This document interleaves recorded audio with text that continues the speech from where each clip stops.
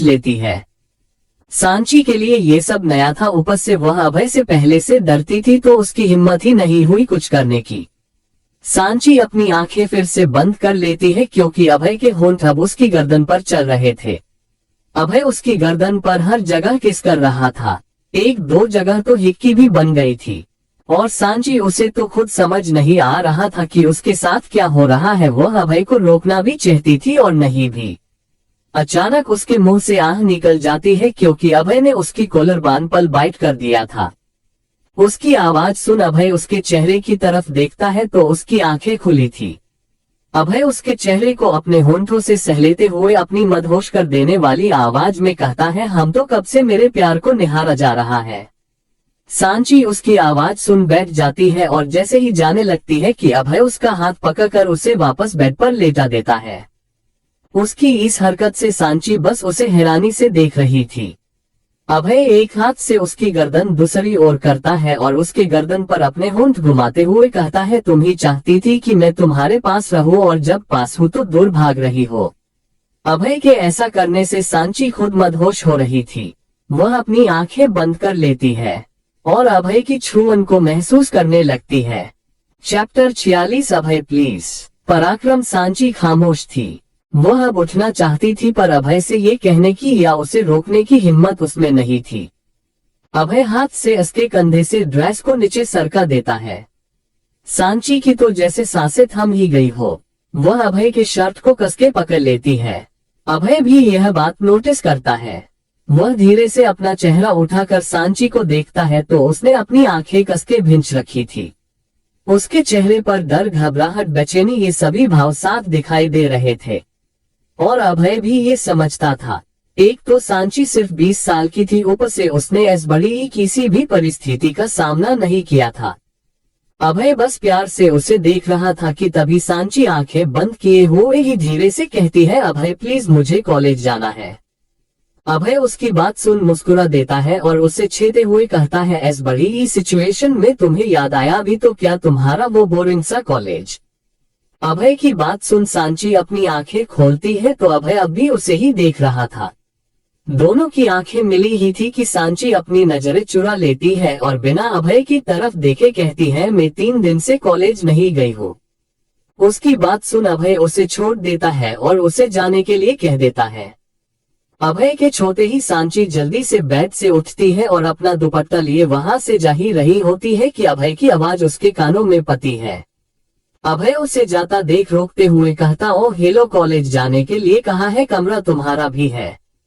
उसकी बात सुन सांची वही रुक जाती है। वह मन में कहती है, ओ नो सांची, तू ये कैसे भूल सकती है कि इस गब्बर से तेरी शादी हुई है। सांची बिना कुछ बोले सीधा बाथरूम में चली जाती है। अभय को ये सब देखकर काफी मजा आ रहा था। वह मन में कहता है, बहुत हो गया, खुद से भागना जो नहीं था नसीब में वह नहीं रहा, पर जो है वो सिर्फ मेरा है और मैं उसे कहीं नहीं जाने दूंगा। भाग में जाए दुनिया, मुझे बस तुम चाहिए और अगर मैं खुद तुम्हारे साथ हूँ तो मुझे पता है कोई तुम्हारा बाल भी बांका नहीं कर सकता। अभय यही सब सोच रहा था कि उसे बाहर से किसी के चिल्लाने की आवाजें आती है। अभय खड़ा होता है और बाहर आता है। यह आवाज पराक्रम के दरवाजे के उस पार से आ रही थी। अभय हाथ के इशारे से दरवाजा खुलवाता है और अपने दोनों हाथ जींस की पॉकेट में डाल दरवाजे के बीच खड़ा हो जाता है। उसके पीछे हर्षद, शिवा, विक्रम और परम भी आ जाते हैं और कुछ गार्ड्स भी वही खड़े थे। ये एक लड़की थी जो काफी गुस्से में लग रही थी। वह चिल्लाकर कहती है, अभय शेखावत, मुझे जवाब चाहिए, तुमने मिराज को क्यों मारा? वह तो बेचारा अपना काम कर रहा था और तुमने उसे मारा क्यों? बताओ मुझे, आखिर कब उसका पीछा छोड़ोगे तुम? अभय उसकी बातें चुपचाप सुन रहा था। वह एक नजर उस लड़की की तरफ डालता है और बनावटी अंदाज में कहता है, सारा पुरानी आदत है ना तुम्हारी, दूसरों का पाप मेरे सर मने की, पहले तुम्हारा बेटा फिर तुम और अब तुम्हारा पति। क्या ठेका ले रखा है क्या मेरे ऊपर इल्जाम लगाने का? सारा उसकी बात सुन गुस्से में चिल्लाते हुए कहती है, यू जस्ट शट अप और मुझे सिर्फ इतना बताओ कि तुमने मिराज को क्यों मारा है। अभय उसकी बात सुन गुस्से में सांची को पुकारता है। कमरे में सांची अभी ही नहाकर निकली थी। अभय की आवाज सुन वह घबराकर सीधा बाहर आ जाती है। सांची के बाल खुले थे और पूरी तरह भीगे हुए थे। उसने ब्लैक लॉन कुर्ती और ब्लू जीन्स पहनी थी। वह बेहद खूबसूरत लग रही थी। सांची को इसे देख सब अपनी नजरें झुका लेते हैं क्योंकि सांची के कपड़े अब भी जगह जगह से भीगे हुए थे और उसके शरीर से चिपके हुए थे। उसकी कुर्ती का गला बड़ा था और उसने दुपट्टा भी नहीं लिया था। और सांची अभय की तरफ देखकर कहती है, क्या हुआ? अभय की नजर अब तक सारा पर थी तो उसने सांची को देखा नहीं था। सांची की आवाज सुन अभय उसकी तरफ देखता है। सांची का गीला बदन, उसके गीले बाल जो उसके चेहरे और गर्दन पर चिपक रहे थे। अभय की नजर उस पर से हटती ही नहीं। सांची की गर्दन पर लव बाइट्स के निशान साफ दिखाई दे रहे थे। सारा को उन दोनों को इसे देख अच्छा नहीं लगता। वह गुस्से में कहती है, अभय मुझे तुम्हारी गर्लफ्रेंड नहीं देखनी है, तुम मुझे मेरे सवालों के जवाब दो, मैं यहाँ से चली जाऊंगी। दोनों उसकी तरफ देखते हैं। इतने में कोमल सांची का ब्लू स्कार्फ लेकर वहां आती है तो अभय उसके हाथ से वह स्कार्फ लेकर सांची के गले में डाल देता है और उसके बाल भी पीछे कर देता है। सांची के गले पर लव बाइट्स के निशान सारा भी देख लेती है। उसे बहुत गुस्सा आ रहा था। वह कुछ कहने को हुई कि तभी अभय सांची को कमर से पकड़ अपनी तरफ करते हुए सारा से कहता है, मिट माय वाइफ सांची अभय शेखावत, और इसके ऊपर कल तुम्हारे पति ने जानलेवा हमला किया इसलिए मैंने उसे मारा। अभय की बात सुन सारा तो जैसे जम सी जाती है। उसने सोचा नहीं था कि सांची उसकी बीवी होगी। अभय अपनी रौबदार आवाज में कहता है, अभी तो सिर्फ मारा है, अगली बार अगर उसने सांची की तरफ आंख उठाकर भी देखा तो जान से मारा जाएगा। और हाँ, ये मेरा घर है, तुम्हारे पति का हॉस्पिटल नहीं जो जब चाहा तब यहाँ चली आए। आइंदा अगर तुम मुझे यहाँ दिखी तो सोच लेना कि मैं तुम्हारे साथ क्या करूँगा। अभय ये सब काफी गुस्से में बोल रहा था। सांची और सारा दोनों उसे ही देख रही थी। अभय सांची का हाथ पकड़कर उसे अंदर ले जाने लगता है कि तभी उसके कान में सारा की आवाज पती है और वह वहीं रुक जाता है। चैप्टर 47 तुमने अपने लिए एक बच्ची को चुना है। पराक्रम अभय को इसे जाता देख सारा कहती है, मुझे नहीं पता था अभय कि तुमने अपने लिए एक बच्ची को चुना है। उसकी बात सुन दोनों रुक जाते हैं और सारा की तरफ पलट कर देखते हैं।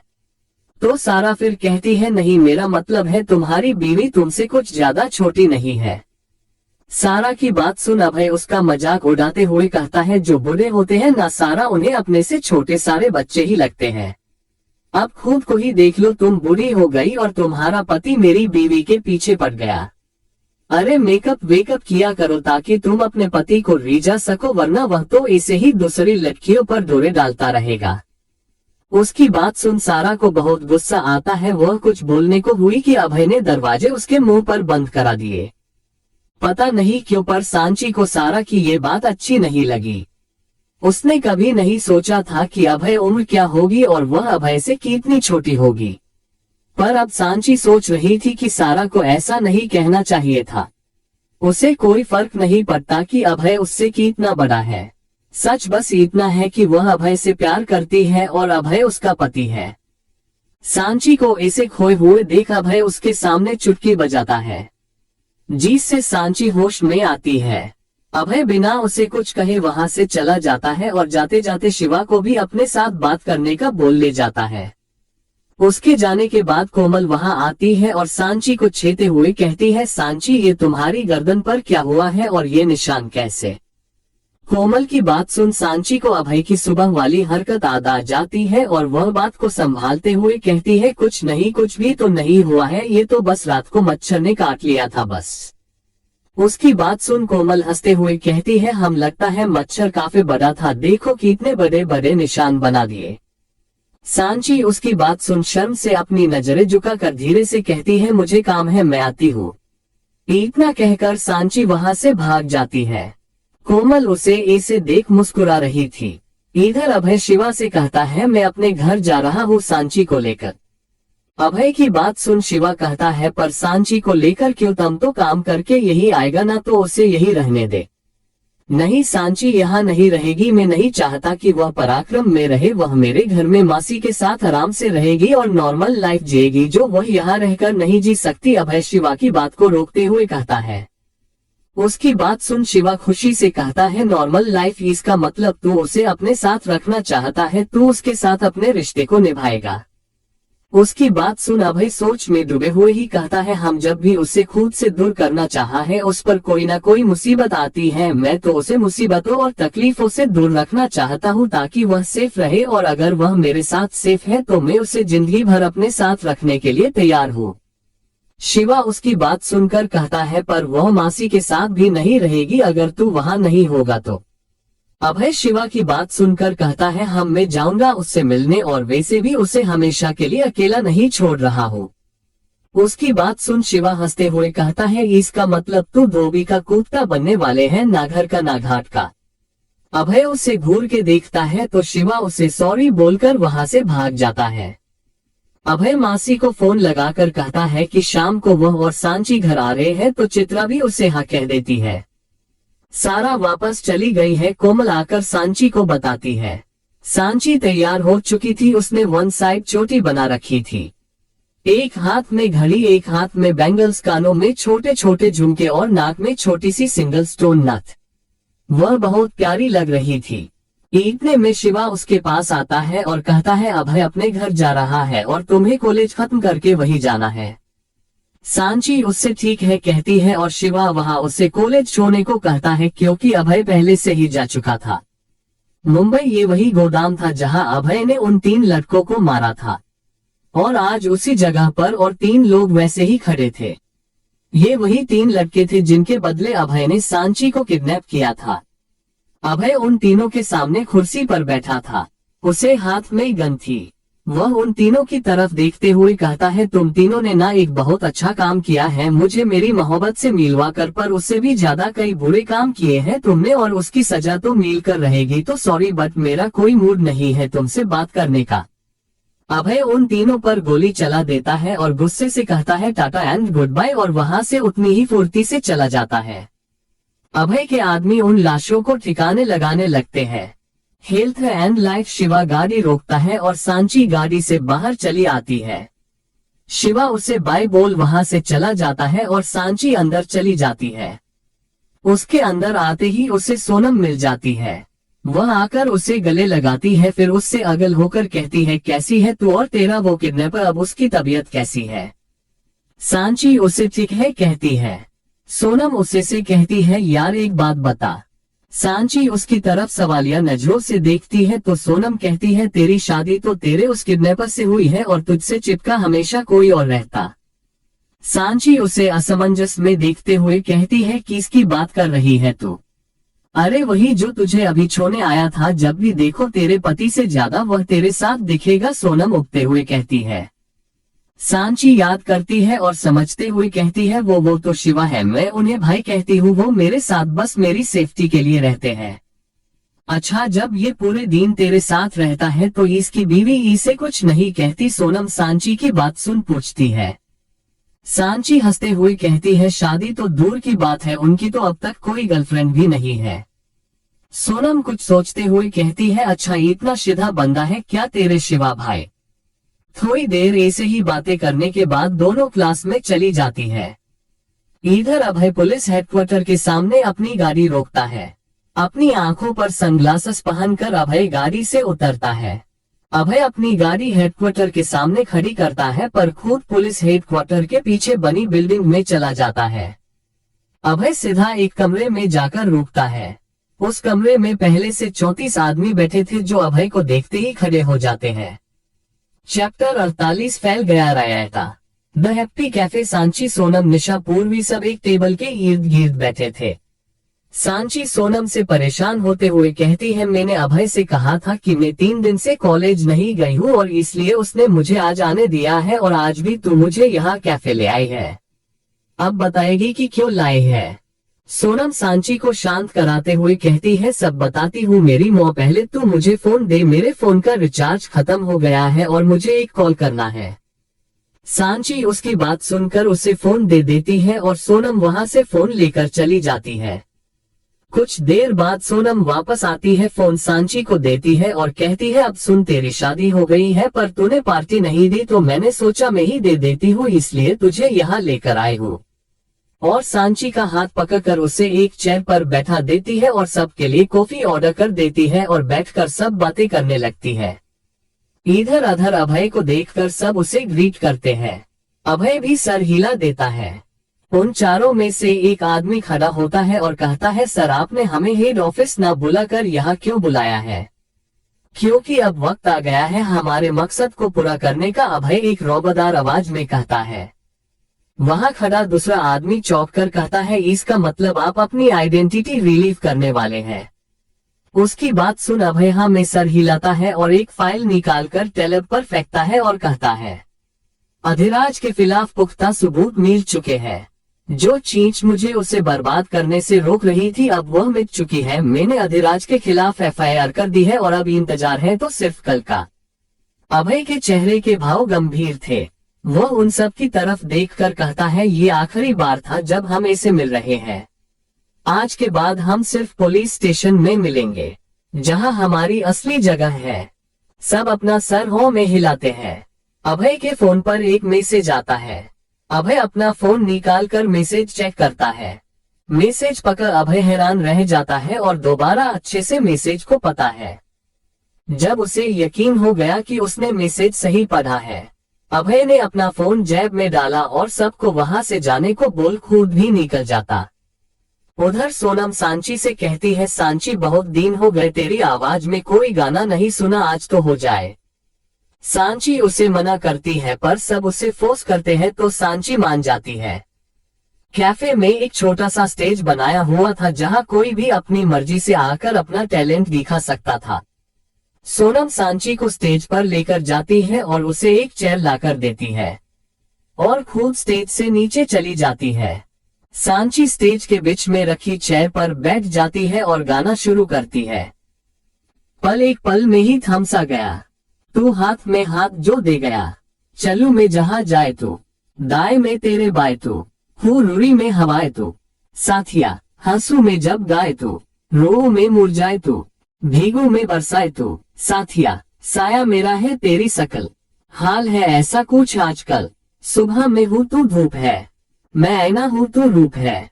ये तेरा साथ खूब है, हम सफर तू इश्क के सारे रंग दे गया।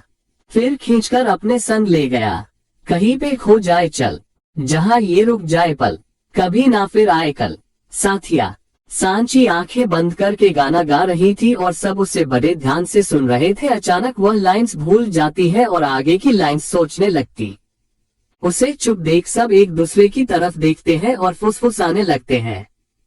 तभी उन्हें फिर गाने की आवाज आती है, एक मांगे अगर 100 ख्वाब दूं, तू रहे खुश में आबाद हो।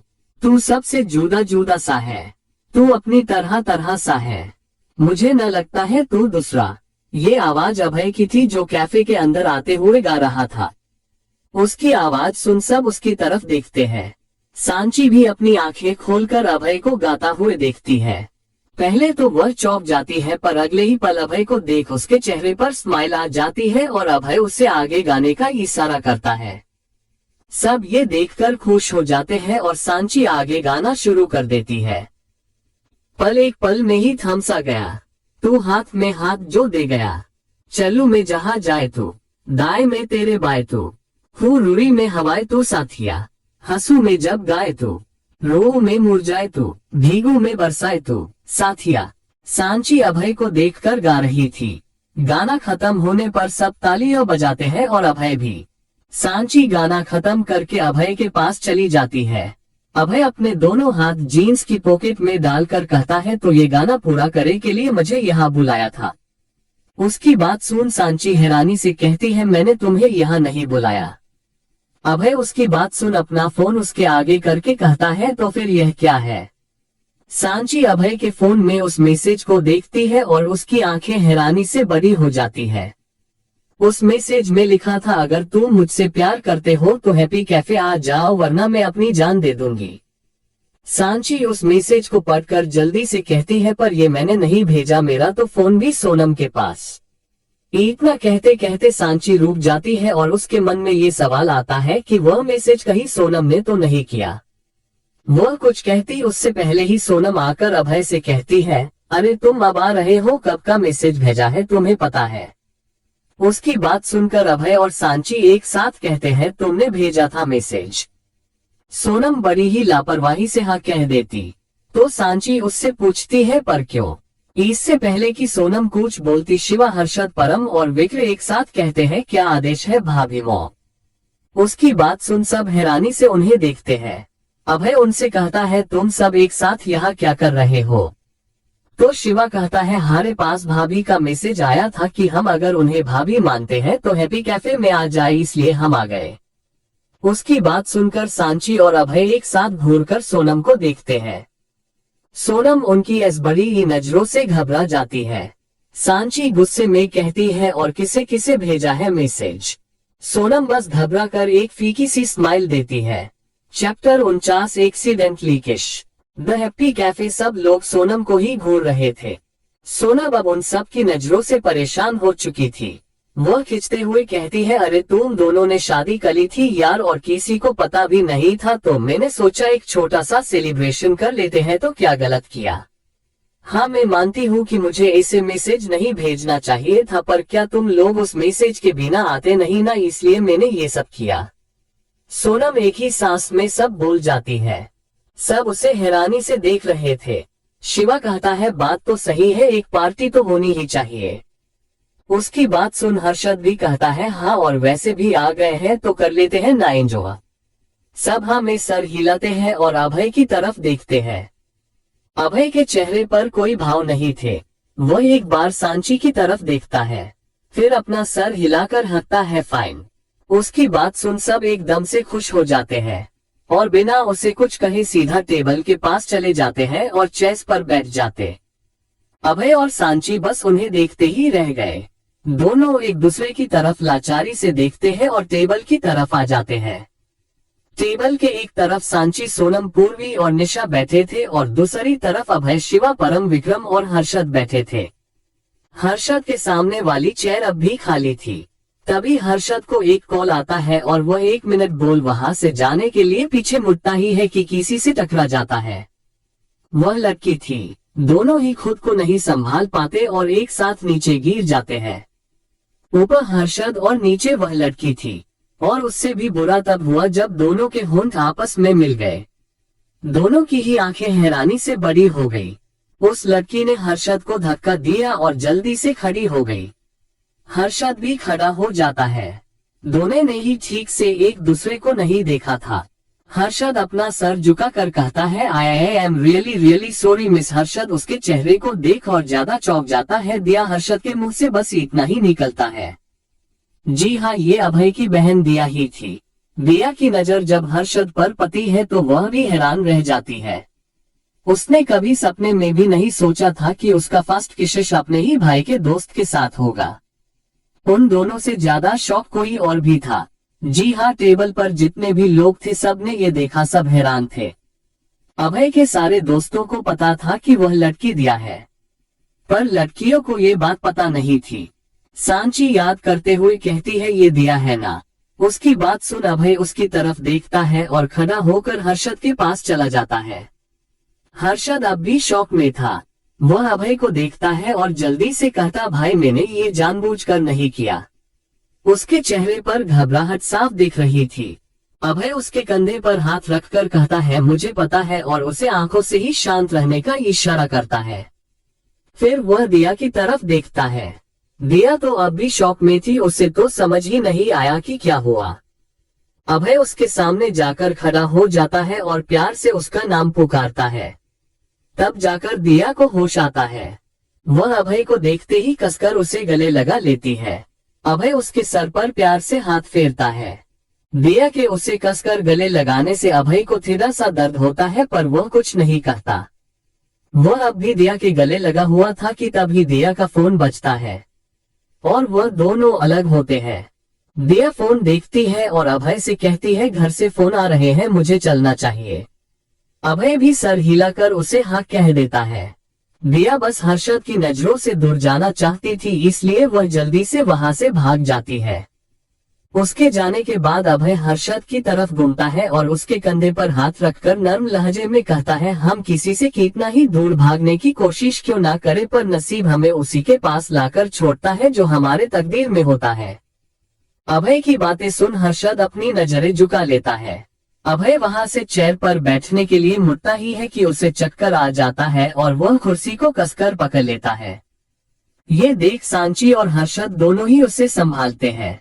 धीरे धीरे अभय की आंखें बंद हो जाती है। जब अभय ने अपनी आंखें खोली तो वह बिस्तर में था। वह मशीनों से घिरा हुआ था। उसके हाथ में इंजेक्शन पिन लगी हुई थी। उसे समझने में देर नहीं लगती कि हॉस्पिटल में है। तभी दरवाजे से शिवा अंदर आता है। उसे देख अभय उससे पूछता है, क्या हुआ था मुझे और हॉस्पिटल क्यों ले आए? अभय का लहजा कांप रहा था। उससे ठीक से बोला भी नहीं जा रहा था। शिवा उसे तंज कसते हुए कहता है, थैंक गॉड तूने ये नहीं पूछा कि तू कहाँ है। अभय फिर उससे पूछता है, कब से हूँ मैं यहाँ? शिवा उसकी बात सुन कहता है, देखना कल सुबह 11 बजे तुझे यहाँ लाए थे और अभी सुबह के 9 बजे बज रहे हैं। अभय उसकी बात सुन चौंक कर कहता है, क्या मैं कल से यहाँ हूँ? तुम लोग मुझे घर क्यों नहीं ले गए और हुआ क्या है मुझे? शिवा उसे घूरते हुए कहता है, अगर एक शब्द और बोला ना तूने तो सांची तेरे मुंह पे मुक्का मारेगी, देख लेना।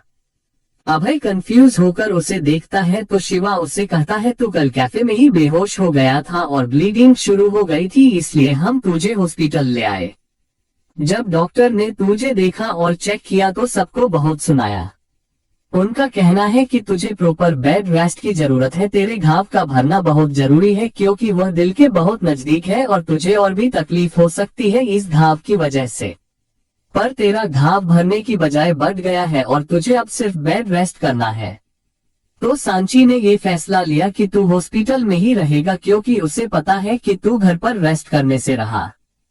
उसकी बात सुन अभय अपनी आंखें बंद कर लेता है और मन में सोचता है, सिर्फ ये सब आज ही होना था। आज तो मुझे अपना मकसद पूरा करने का मौका मिला है, वो भी 6 साल के इंतजार के बाद, और मैं इस मौके को ऐसे ही नहीं जाने दे सकता।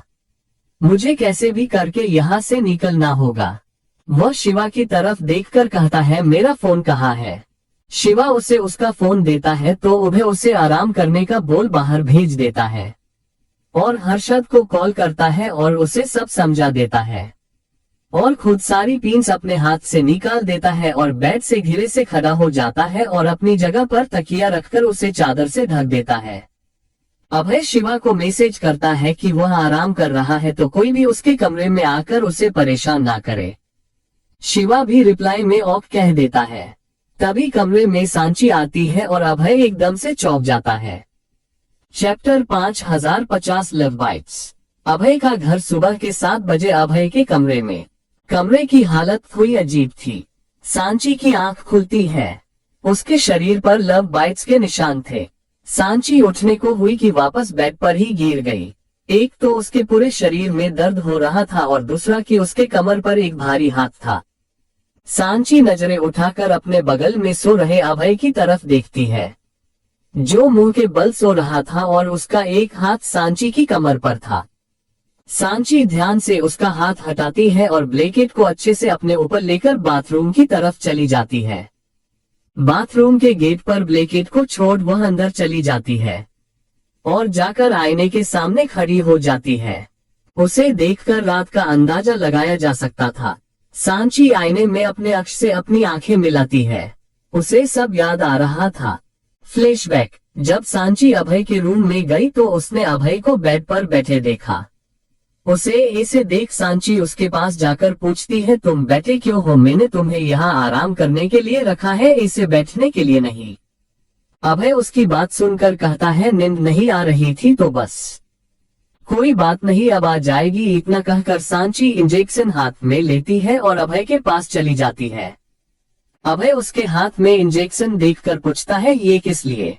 नींद का है, इससे तुम्हें आराम मिलेगा। इतना कहकर सांची इंजेक्शन लगाने ही वाली होती है कि अभय रिएक्ट करता है। उसे समझ में ही नहीं आया कि अभय ने किया क्या। अभय ने वह नींद का इंजेक्शन सांची को ही दे दिया था। वह सांची को बेड पर लेटाता है और प्यार से उसके चेहरे पर हाथ फेर कर कहता है, सॉरी पर यही सही है कि जब तक मैं ये काम करूं तुम गहरी नींद में रहो। सांची की आंखें धीरे धीरे बंद हो जाती है। अभय के घर रात के 9 बजे। जब सांची की आंख खुली तब उसने खुद को अपने रूम में पाया। वह झटके के साथ खड़ी हो जाती है और अपने आप में ही बड़बड़ाती है, ये तुमने ठीक नहीं किया अभय, और भागकर नीचे आती है। सामने ही उसे चित्रा दिख जाती है। वह चित्रा के पास जाकर पूछती है, मासी अभय कहाँ है। इससे पहले कि चित्रा कुछ बोलती, सांची बिना चित्रा की बात सुने टीवी के पास जाकर खड़ी हो जाती है। टीवी ऑन थी और न्यूज चल रही थी। न्यूज में साफ साफ बताया जा रहा था, डीसीपी अधिराज सिंह पर लगे संगीन आरोप। अधिराज पर लगा 6 साल पहले हो चुके मर्डर के आरोप और अभय शेखावत को झूठे बलात्कार के आरोप में सजा दिलाने का आरोप उनके खिलाफ अभय शेखावत ने खुद पर दर्ज कराई है। फिलहाल अधिराज सिंह फरार है, पुलिस उन्हें ढूंढ रही है। उनकी डीसीपी की पोस्ट से उन्हें खारिज कर दिया गया है। फिलहाल उनकी जगह जयदीप शेखावत उर्फ अभय शेखावत को नए डीसीपी के तौर पर अपॉइंट किया गया है और वही इस मामले को संभाल रहे हैं।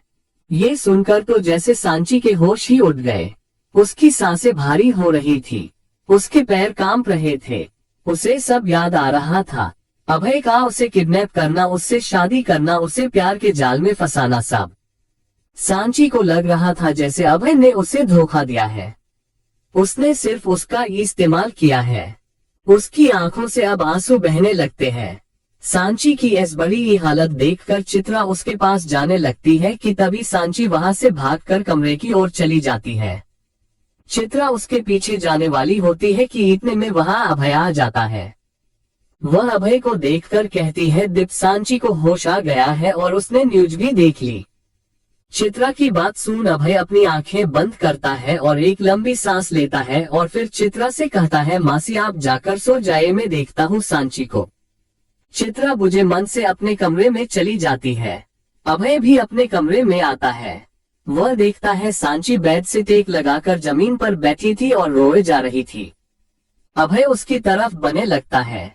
जैसे ही सांची की नजर उस पर पड़ती है तो वह अपने हाथ के इशारे से उसे दूर रहने के लिए कहती है और खड़ी होकर उसे दरवाजे की तरफ धकेलने लगती है। सांची मेरी बात सुनो, अभय उसे ऐसे खुद को धकेलता देखकर कहता है, पर सांची कुछ नहीं सुनती और उसे धकेलती रहती है। अभय गुस्से में उसके कंधों को पकड़कर जोर से कहता है, सांची वो मर्डर है और एक गुनहगार को सजा मिलकर रहती है, चाहे वह कोई डीसीपी हो या किसी डीसीपी की वाइफ का बाप। और तुम ही बताओ, अगर वह गुनहगार नहीं होता तो भागता क्यों। सांची उसके दोनों हाथ को अपने कंधे से हटाकर कहती है, हाँ होंगे वह गुनाहगार, शायद किया होगा उन्होंने गुनाह और उसकी सजा भी मिलेगी उन्हें, पर तुम्हारा क्या हाथ, तुम्हारा क्या। तुमने भी तो गलत काम किए हैं, मर्डर्स किए हैं, मुझे किडनैप किया, मेरे सामने मर्डर किया, उन सब का क्या। और वह सब छोड़ो, मेरे साथ किया, वो मुझे किडनैप किया, जबरदस्ती मुझसे शादी की, मेरे साथ प्यार का नाटक किया, सिर्फ बाबा तक पहुंचने के लिए। सांची गुस्से में बस बोले जा रही थी। उसका दर्द उसके आंसुओं में झलक रहा था। वह अभय का कॉलर पकड़कर रोते हुए कहती है, कहा था ना, मैंने कहा था ना कि प्यार नहीं करते तो दूर रहना, फिर क्यों आए, इतने करीब क्यों तोड़ा मेरा दिल, कहा था ना कि अब धोखे बर्दाश्त नहीं होंगे, फिर क्यों किया मेरे साथ, क्यों। अभय को उसकी बातें सुनकर गुस्सा आ रहा था। सब ठीक था, पर यह नहीं कि उसने प्यार का नाटक किया। उसे अब सांची पर गुस्सा आ रहा था। क्या उसे कभी अभय का प्यार महसूस नहीं हुआ। वह सांची के हाथ से अपना कॉलर छुड़ाते हुए कहता है, मिस सांची सिंह, अगर तुम्हें ये लगता है कि मैंने तुम्हारे प्यार को नहीं समझा तो तुम गलत हो, पर मुझसे तुमने जो उम्मीदें लगाई हैं मैं वह कभी पूरी नहीं कर सकता, ये भी सच है। क्योंकि मैं उन रोमियो या बॉयफ्रेंड में से नहीं हूँ जो हमेशा अपनी गर्लफ्रेंड के आसपास रहते हैं या उनसे प्यार से बात करते हैं। अभय सांची का आम पकड़ कर कहता है, देखो मुझे मौत मंडराती है, मेरे आसपास ये तक पता नहीं है मुझे कि आज जिंदा हूँ कल रहूंगा कि नहीं, और तुम चाहती हो कि मैं तुम्हारे साथ अपनी जिंदगी के सपने सजाऊं। मैं दूर रहना चाहता हूँ तुमसे ताकि तुम और मैं दोनों महफूज रहे, और तुम्हें तो मैं फिर भी सबसे बचा लूं, पर मेरा क्या मुझे खुद नहीं पता मेरी मौत कब मेरे पास आ जाए, और तुम मेरे साथ रहना चाहती हो। कभी सोचा है कि कल को मुझे कुछ हो गया तो तुम्हारा क्या होगा। हाँ रह पाओगी अकेली एक विधवा बनकर, बोलो। सांची की नजरें नीची थी, उसके आंखों से अभी आंसू बह रहे थे। वह अपना सिर उठाकर अभय की आंखों में देखती है और धीमी आवाज में कहती है, मौत या जिंदगी का तो किसी का पता नहीं होता, पर अगर तुमसे पहले मैं मर जाऊं तो, और जरूरी नहीं कि मौत किसी के हाथों ही हो, कल को मेरा एक्सीडेंट हो जाए या मैं सुसाइड कर लूं तो तुम खुद को कभी माफ नहीं कर पाओगे। सांची की बातें सुन अभय की पकड़ उस पर ढीली होती जा रही थी। सांची अभय से अपने हाथ को छुड़ाते हुए कहती है, तुम्हें नहीं पता अभय सिंह शेखावत की, जब कोई अपनी आखिरी सांसें अपनी मोहब्बत के बाहों में भरता है तो उससे ज्यादा खुशनसीब कोई नहीं होता, फिर चाहे उसकी लाइफ में कितनी ही मुश्किलें क्यों ना रही हो। तुम्हारा तो पता नहीं, पर मैं जरूर चाहूंगी कि मेरी आखिरी सांसें तुम्हारी बाहों में निकले, जब मरूं तो तुम सामने हो। अभय बस उसे चुपचाप देख रहा था। उसका गुस्सा जैसे कहीं गायब सा हो गया था। अभय का घर। सांची उसकी आंखों में देख रही थी पर खुद की आंखें नम थी, और अभय वह सांची की आंखों में देख रहा था, पर मन में सांची की कई बातें ही घूम रही थी। उसके मन में बार बार ये ख्याल आ रहा था कि अगर उसके जीते जी सांची को कुछ हो गया तो वह क्या करेगा। तुम्हें नहीं रहना है ना मेरे साथ तो ठीक है, चली जाऊंगी यहाँ से, इतना कहकर सांची वह से जाने लगती है पर जा नहीं पाती। सांची पीछे पलटकर देखती है, अभय ने उसका हाथ पकड़ रखा था। अचानक अभय उसे अपने करीब खींचकर गले लगा लेता है। सांची उसे छुटने की कोशिश करती है पर अभय के सामने उसकी कहाँ चलने वाली थी।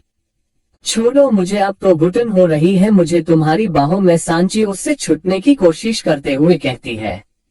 सांची कुछ कहने को हुई पर उसकी आवाज अभय के होंठों में ही दबकर रह गई। हाँ, अभय ने उसे किस कर लिया था।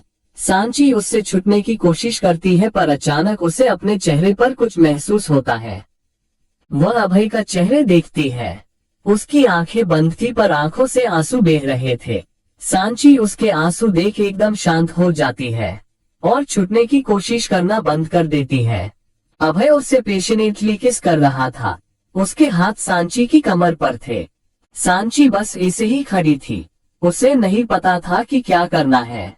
वह तो अभी तक ये भी नहीं समझ पा रही थी कि उसे क्या करना है। क्या वो अभय से दूर हो जाए या ऐसे ही उसके पास रहे। इतने में उसे झटका लगता है और उसके दोनों हाथ जो अब तक खाली थे उन्होंने अभय की शर्ट को कसकर पकड़ लिया था। अभय ने उसके होंठों पर बाइट कर लिया था। अभय को भी यह महसूस होता है। वह सांची के होंठों को फ्री करता है और उसके चेहरे को देखता है। सांची ने आंखें आज भी कसकर बंद कर रखी थी। अभय ने आज उसे छोड़ने की बजाय और करीब कर लिया। उसकी पकड़ सांची की कमर पर और मजबूत हो गई। सांची की सांस भारी हो रही थी क्योंकि अभय के होंठ अब उसकी गर्दन पर थे। अभय बस उसे चूमे जा रहा था। अचानक सांची को फिर वही सारी बातें याद आने लगती है। वह अभय से अलग होती है और वहां से जाने लगती है कि अभय उसका हाथ पकड़कर वापस उसे अपने करीब खींच लेता है। सांची की नजर अब अभय से मिलती है। वह अपने हाथ से अभय के हाथों को हटाते हुए कहती है, छोड़ो मुझे। उसकी आवाज में नाराजगी साफ झलक रही थी। अभय उसे छोड़ने की बजाय उसे कमर से ही पकड़कर गोद में उठा लेता है। सांची कसके उसके शर्ट को पकड़ लेती है। उसे अभय से इस बड़ी चीज की उम्मीद तो नहीं थी। वह अभय को हैरानी से देख रही थी और अभय उसे प्यार से। उसकी आंखों में दिलजायज थी। अब सांची को उसकी आंखों से ही डर लग रहा था। ऐसे लग रहा था जैसे सांची ने उसकी वह फीलिंग्स जगा दी थी जिसे खुद अभय ने बहुत पहले ही कहीं दफन कर दी थी। अभय ले जाकर सांची को बेड पर लेटा देता है और जाकर लाइट्स ऑफ कर देता है। खिड़की से चांद की रोशनी अंदर आ रही थी जिससे कमरे में अब भी चांद की हल्की रोशनी थी। अभय सांची की तरफ बढ़ते हुए अपने शर्ट के बटन्स खोलने लगता है। अब सांची को समझ आ गया था कि यह फीलिंग्स घबराहट की है जो अभय के करीब आने की वजह से थी। सांची उसे ऐसे करीब आता देख कसकर चादर को पकड़ लेती है और अटकते हुए अभय से कहती है, ये क्या कर रहे हैं आप। अभय उसकी तरफ बढ़ते हुए अपनी नशीली आवाज में कहता है, मजबूर किया है तुमने मुझे ये करने पर। सांची मेरे पास आना चाहती थी ना, लो आज मैं खुद ही तुम्हें अपने आप से जोड़ देता हूँ ताकि तुम कभी मुझसे दूर ना हो पाओ। वह अपनी शर्ट निकालकर साइड में फेंक देता है। अभय जैसे ही सांची के पास पहुंचता है, सांची बेड से उठकर जाने लगती है पर अभय उसे वापस से लेटा देता है और उसे बेतहासा चूमने लगता है। सांची के मन में अभय के लिए फीलिंग्स तो थी पर उसने इन सब के बारे में कभी नहीं सोचा था। वह बस चुपचाप लेटी हुई थी कि अचानक उसे एहसास होता है कि अभय का हाथ उसके ड्रेस में है। वह अभय का हाथ पकड़कर उसे रोकते हुए कहती है, प्लीज मुझसे नहीं होगा। अभय उसके चेहरे की तरफ देखकर कहता है, ये तो मुझे सेड्यूस करने से पहले सोचना था, और उसे उंगलियों में अपनी उंगलियां फंसाकर उसे बेड पर प्रेस कर देता है। प्रेजेंट सांची अचानक से अपनी आंखें खोलती है और लंबी लंबी सांसें लेने लगती है। वह आईने में खुद को अच्छे से देख सकती थी। वह जल्दी से शावर के नीचे जाकर खड़ी हो जाती है और शावर ऑन कर देती है। जैसे जैसे पानी की बूंदें उसके ऊपर गिर रही थी वैसे वैसे उसे अपने और अभय के पल याद आ रहे थे। उसके चेहरे पर स्माइल आ जाती है और वह अपने दोनों हाथों से अपने चेहरे को छुपा लेती है। कुछ देर बाद सांची धीरे से बाथरूम का दरवाजा खोलकर देखती है। उसे कमरे में अभय कहीं पर भी नहीं दिखता तो वह चैन की सांस लेती है और बाथरूम से बाहर चली आती है। पता नहीं क्यों पर आज उसे अभय के सामने जाने में घबराहट महसूस हो रही थी। चैप्टर 52 भाग रही हो मुझसे। अभय का घर। जब सांची तैयार होकर नीचे आई तो अभय वही सोफे पर बैठा लैपटॉप में कुछ कर रहा था। सांची उसे देखकर उससे बचते हुए धीमे कदमों से बाहर जाने लगती है। अभी वह दरवाजे तक ही पहुंची थी कि उसके कानों में अभय की आवाज पड़ती है। अभय बिना उसकी तरफ देखे लैपटॉप में काम करते हुए कहता है वापस आओ। अभय की बात सुन सांची जैसे जम ही जाती है। वह ऊपर देखती है और अपनी गर्दन हिलाती है, फिर लंबी सांस छोड़ती हुई वापस पलटकर अभय के पास जाती है। अभय अपनी जगह से खड़ा होता है और सांची के पास जाता है। सांची की नजरें झुकी हुई थी। अभय उसे कमर से पकड़कर अपने करीब कर लेता है और सांची के हाथ वह अब अभय के सीने पर थे। अभय ने आज ब्लैक शर्ट और ब्लैक जींस पहनी थी। उसके शर्ट के बाजू फोल्ड किए हुए थे और ऊपर के 2 बटन खुले थे। सांची बिना उसकी तरफ देखे ही कहती है अभय प्लीज मुझे कॉलेज जाना है। अभय उसके चेहरे को अपने नाक से सहलाते हुए कहता है भाग रही हो मुझसे। सांची उसकी बात सुनना में सर हिला देती है। उसने अपनी आंखें बंद कर रखी थी। अभय अचानक उसे छोड़ देता है और उससे दूर होकर कहता है क्या हुआ सांची, इतनी थकी थकी क्यों लग रही हो, रात को ठीक से सोई नहीं क्या? सांची हैरानी से उसकी ओर देखती है तो अभय अपनी आई वीक करता है और उसे दूसरी तरफ देखने का इशारा करता है। सांची उस तरफ देखती है तो सामने से चित्रा आ रही थी। चित्रा ने अभय की बात सुन ली थी, इसलिए वह सांची के पास जाकर कहती है क्या हुआ सांची, तबीयत ठीक है ना तुम्हारी? अब बेचारी सांची क्या ही कहती, एक तरफ कुआं और दूसरी तरफ खाई जैसा हाल हो गया था उसका। चित्रा से कुछ कह नहीं सकती थी और अभय वह तो उसका साथ देने की जगह उसके ही मजे ले रहा था। सांची सोच ही रही थी कि क्या जवाब दे, तभी उसे एक शरारत सूझती है। वो क्या है ना, सुबह से सो रही थी तो रात को नींद नहीं आए, पर तुम्हें क्या हुआ है अभय, तुम क्यों इतने थके हुए लग रहे हो, रात को ठीक से सोए नहीं क्या? पर ऐसा क्या कर रहे थे? अब चुप होने की बारी अभय की थी, क्योंकि सांची ने जवाब देने की बजाय उसे ही फंसा दिया था। पर वह शायद नहीं जानती थी कि अभय से पंगा लेना मतलब खुद के पैर पर कुल्हाड़ी मारने के बराबर था। अभय बिना किसी भाव के कहता है काम तो कर रहा था पर उस काम से थका नहीं हूँ, इनफैक्ट मैं तो अब और बेटर फील कर रहा हूँ। ऐसा क्या काम कर रहे थे तुम इस बार? चित्रा ने कहा। अभय कुछ कहने को हुआ कि उसका फोन बजने लगा। अभय फोन पर बात करने लगता है और सांची वह मन ही मन ऊपर वाले को धन्यवाद कह रही थी, क्योंकि अभय तो आज उसे चुप होता कहीं से नहीं दिख रहा था। अभय अपना फोन जेब में रखता है और चित्रा की तरफ देखकर कहता है मासी मुझे पराक्रम जाना है तो मैं आता हूँ। उसकी बात सुन चित्रा और सांची दोनों उसे घूर कर देखने लगती है, क्योंकि उसे आराम करना था पर अब तक उसने आराम के अलावा सब कुछ कर लिया है। अभय उन दोनों को ऐसे देखकर कहता है ये आखिरी बार है, इसके बाद सिर्फ आराम करूंगा पर अभी जाना जरूरी है। उसकी बात सुन दोनों एक दूसरे की तरफ देखती है और फिर हाँ कह देती है और अभय उन्हें बाय बोल वहां से निकल जाता है, पर सांची उसकी आंखें शर्म से झुक जाती है। अभय जब उसके पास से होकर निकला तो उससे कहकर निकला मुझसे पंगा लोगी तो खुद ही फंसोगी और हाँ आगे की कहानी मासी को बता देना, और वहां से चला जाता है। अभय के वहां से जाने के बाद चित्रा सांची के पास आकर कहती है सांची तुम ठीक हो ना? उनकी बात सुन सांची उनकी तरफ देखती है और अपना सिर हाँ में हिला देती है और अपनी आंखों से ही सब सही होने का इशारा कर देती है और चित्रा को डाइनिंग टेबल के पास लाकर उन्हें एक चेयर पर बिठा देती है। चित्रा ये साफ देख पा रही थी कि सांची के चेहरे पर जो स्माइल है वह फेक नहीं है।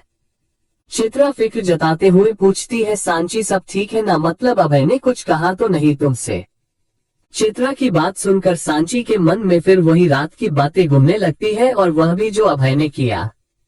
हाँ, वह जानना चाहती थी कि उसके बाबा ने कुछ किया है या नहीं, पर वह अभी फरार थे तो सांची क्या ही कहती। और रही बात अभय की, तो कल रात के बाद सांची को ये सोचने की तो जरूरत नहीं थी कि उसका और अभय का रिश्ता अब कैसा है। वैसे दीप इतना भी बुरा नहीं है। हाँ, कभी कभार उसे समझना मुश्किल हो जाता है पर नामुमकिन नहीं है। चित्रा की बात सुन सांची को अभय की पराक्रम वाली हरकत याद आ जाती है, जब उसने अपने ही माता पिता को बेइज्जत करके वहां से जाने के लिए बोल दिया था। सांची चित्रा के पास बैठ जाती है और उसका हाथ अपने हाथ में लेकर कहती है, मासी मैं अभय के बारे में जानना चाहती हूँ कि वह कौन है और ऐसा क्यों है। ऐसा नहीं है कि मैं उसे गलत समझती हूँ, पर देखा है मैंने उसे अच्छे बुरे काम करते, उसे खुद में तड़पते, रात को अपने डरावने सपनों से डरते। मुझे पता है कुछ तो बहुत बुरा हुआ है अभय के साथ उसके पास में, पर क्या बात सिर्फ उस रेप केस की नहीं है, कुछ है जो उससे भी बुरा है। मैं वह जानना चाहती हूँ। सांची की बातें सुन चित्रा उम्मीद भरी नजरों से उसे देखने लगती है। चैप्टर 53 अभय और उसका राज। अभय इस वक्त कार ड्राइव कर रहा था। उसे के दिमाग में कल की घटनाएं एक रील की तरह चल रही थी। फ्लैशबैक। कल जब अभय सांची को सुलाकर बाहर निकला, उसने हर्षद को कॉल किया और उसे बता दिया कि रूम के अंदर सांची है और वह उसका ध्यान रखे, तो हर्षद भी उसे ओके बोल देता है। अभय को पता था कि वैसे भी कमरे में कोई नहीं आने वाला था, क्योंकि उसने शिवा से कहा था कि कोई कमरे में ना आए। अभय वहां से सीधा पुलिस स्टेशन जाता है और वहां से सबको समझा देता है। सुबह के 11 बजे अधिराज सिंह के घर की घंटी बजी और दरवाजा उनके किसी नौकर ने खोला। दरवाजा खुलते ही पुलिस सीधा घर के अंदर घुस गई। अधिराज वहीं बैठे थे तो पुलिस को देखकर वह उनके पास ही जाकर पूछता है, आप सब यहाँ क्या कर रहे हैं और ऐसे। तब ही उन पुलिस के बीच से कोई आगे आता है, जिसे देख अधिराज चौंक कर कहते हैं, अभय तुम यहाँ और पुलिस यूनिफॉर्म में। अभय उनकी बात सुनकर कहता है, लगता है आपने आज की न्यूज नहीं देखी। इतना कहकर अभय खुद ही टेबल से टीवी का रिमोट ले टीवी ऑन कर देता है। न्यूज देखकर तो जैसे उनके होश ही उड़ जाते हैं। वह बस न्यूज ही देख रहे थे कि अभय उनके हाथ में हथकड़ी पहना देता है और धीमी आवाज में सिर्फ अधिराज सुन पाए ऐसे कहता है, एक खेल आपने खेला था, अब एक खेल मैंने खेला है। मुझे तो बचने का मौका मिला था, पर आपको तो वह भी नहीं दूंगा। बच सको तो बच लो। और उन्हें वहां से ले जाते हैं, उन्हें पुलिस की जीप में बैठाते हैं। अभय भी उनके पास जाकर बैठता है। अधिराज अभय से कहते हैं, ये तुम ठीक नहीं कर रहे हो। अभय उन्हें कुछ नहीं कहता। थोड़ी देर बाद ट्रैफिक होने की वजह से उनकी गाड़ी रुकती है। अभय गाड़ी से उतरकर आगे ट्रैफिक क्लियर करने के लिए चला जाता है और बाकी के जो 2 लोग थे अभय के पीछे जाते हैं। जो एक बचा था वह सामने स्टॉप पर चला जाता है। जब अधिराज को यह महसूस होता है कि वहां कोई नहीं है तो वह वहां से निकलकर भाग जाते हैं। अधिराज के जाते ही स्टॉप पर खड़ा बंदा अभय को इन्फॉर्म कर देता है कि वह भाग चुका है। अभय एक सातिर मुस्कान के साथ खुद से ही कहता है, अब कोई भी सबूत या गवाह तुम्हें बेकसूर साबित नहीं कर सकता अधिराज सिंह। और हर जगह मीडिया में ये बात फैला देता है कि अधिराज फरार हो चुका है। प्रेजेंट। अभय की कार जंगल के सामने आकर रुकती है और वह कार से उतरकर जंगल की तरफ चल पड़ता है। अभय के घर। सांची चित्रा के सामने बैठी थी। वह फिर से कहती है, मुझे उसके बारे में सब जानना है और सबसे बड़ी बात की वो है, क्या मतलब गुंडा है, पुलिस है या लॉयर है। उसकी बात सुन चित्रा मुस्कुरा देती है और कहती है, दोनों। फिर वह सांची की तरफ देखकर प्यार से कहती है, जब तक दीप तुम्हें अपनी पत्नी नहीं मान लेता, तुम्हें पूरी तरह अपना नहीं लेता, मैं तुम्हें कुछ भी नहीं बता सकती। अरे अब कितना अपनाएगा, अपना तो लिया। अचानक ही सांची बोल जाती है। चित्रा उसे हैरानी से उसे देखने लगती है। अब सांची को एहसास हुआ कि उसने क्या कह दिया। वह जल्दी से अपना चेहरा दूसरी तरफ कर लेती है। तभी चित्रा की नजर उसके गर्दन पर जाती है। उसे 1 सेकेंड नहीं लगा ये जानने में कि वह निशान किस चीज के है। वह सांची का चेहरा अपने हाथ से अपनी ओर करती है और ध्यान से देखने लगती है। उसे अब समझ आया कि अधिराज की खबर के बाद भी सांची ठीक कैसे है। अब उसे समझ आया कि अभय और सांची एक दूसरे से क्या कह रहे थे। सांची की नजरें झुकी हुई थी। चित्रा धीरे से उसका नाम पुकारती है तो सांची धीरे धीरे अपनी नजरें उठाकर उसे देखती है। चित्रा मुस्कुरा रही थी। उसे ऐसे देख सांची की नजर एक बार फिर शर्म से झुक जाती है। चित्रा प्यार से उसके सर पर हाथ फेरती है और कहती है, अब अगर दीप ना भी चाहे तब भी तुम्हें सब जानने का अधिकार है। सांची उनकी तरफ गंभीरता से देखती है। चित्रा उससे कहती है, सच तो ये है कि वह जैसा है वैसा कभी था ही नहीं। उसे देखकर तो रोता हुआ इंसान भी मुस्कुरा देता था। हमेशा खुश रहना, खुश रखना और अपनी ही दुनिया में मग्न रहना, यही तो आता था उसे। अपनी कोई भी तकलीफ हो कभी किसी के सामने एक्सप्रेस नहीं करता था, पर दूसरों को देखकर उसके दर्द का अंदाजा लगाना आता था उसे। पर कहते हैं ना, चांद को भी अपने साथ एक दाग लेकर चलना पड़ता है। बस ऐसा ही मेरे देव के साथ भी हुआ। पास्ट। उस दिन रक्षाबंधन था और घर की चारों लड़कियां अभय के लिए अपने हाथ से राखी बना रही थी और चिल्ला भी रही थी, क्योंकि सब हाजिर थे सिवाय अभय के। वह नरादर था। तभी घर के दरवाजे से अभय की आवाज आती है और सब उसकी आवाज सुन वहीं चले जाते हैं। अभय के साथ एक लड़की थी। अभय ने उसका हाथ पकड़ रखा था। उसे ऐसे देख विजय अभय से पूछते हैं, दीप ये लड़की कौन है और तुम यहाँ ऐसे क्यों खड़े हो? अभय उनकी बात सुनकर उस लड़की की तरफ देखता है और कहता है, ये लड़की सारा है और ये मेरे बच्चे की मां बनने वाली है, इसलिए मैं इससे शादी करना चाहता हूँ। उसने ये बात साफ साफ कह दी थी। अभय की बात सुन विजय जी का गुस्सा 7वें आसमान पर पहुंच जाता है। वह अभय को 2-3 थप्पड़ जड़ देते हैं और गुस्से में कहते हैं, तुझे शर्म नहीं आई ये काम करते? अपने परिवार का जरा भी ख्याल नहीं आया तुझे? अरे तूने एक लड़की के साथ ये सब, छी मुझे तो कहने में भी शर्म आती है। ऐसी बड़ी हरकत की है और ऊपर से उसे तू हमारे सामने लेकर आया है। ये लड़की कितनी गिरी हुई होगी जो इसने बिना शादी के तुझसे रिश्ता जोड़ा है। विजय जी गुस्से में अभय पर फट पड़े थे। सब सदमे में थे। उन्हें कुछ समझ ही नहीं आ रहा था कि क्या कहे। राधा विजय को समझाते हुए कहती है, विजय आप एक बार उसकी बात तो सुन लो, वह कहना क्या चाहता है। चैप्टर 54 मैंने रेप किया है। पास्ट। विजय गुस्से में कहते हैं, कोई सुनना या सुनाना नहीं होगा। अब सिर्फ फैसले होगा, या तो ये हमें चुन के इस लड़की को छोड़ दे या इस लड़की के साथ इस घर से चला जाए। सब उनका ये फैसला सुन चौंक जाते हैं। अभय जानता था कि एक बार बच्चा हो गया फिर सब अपने आप मान जाएंगे, पर अगर उसने अभी अपने परिवार को चुना तो सारा और उस बच्चे की जिंदगी बर्बाद हो जाएगी। वह सारा का हाथ पकड़ता है और उन सब से माफी मांगकर वहां से चला जाता है। उसके जाने का और ये सब अचानक हो जाने का गम या कहे सदमा दादाजी को बर्दाश्त नहीं होता और उन्हें मेजर हार्ट अटैक आता है। सब उन्हें लेकर जल्द से जल्द हॉस्पिटल पहुंचते हैं, पर अब तक बहुत देर हो चुकी थी। उन्होंने अपनी आखिरी सांसें छोड़ दी थी। किसी के दुख का पार ही नहीं था। एक ही दिन में 2 लोग उस घर से चले गए थे। उधर अभय सरा के साथ उसके घर पर था कि वहां मिराज आ जाता है। मिराज को वहां देख अभय कुछ समझ नहीं पाता और सारा की तरफ देखता है तो सारा उससे बड़ी ही लापरवाही से कहती है, सॉरी अभय तुमसे झूठ बोला, पर क्या करती, तुमसे बदला जो लेना था। मैंने तुम्हें प्रपोज किया और तुमने मुझे सबके सामने रिजेक्ट किया, पर कोई बात नहीं, मेरा बदला पूरा हुआ। अब ध्यान से सुनो, यह मेरा और मिराज का बच्चा है, ना कि तुम्हारा।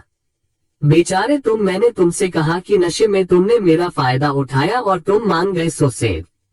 अभय बस उसकी बातों को सुन रहा था। सारा मिराज का हाथ पकड़कर वहां से चली जाती है।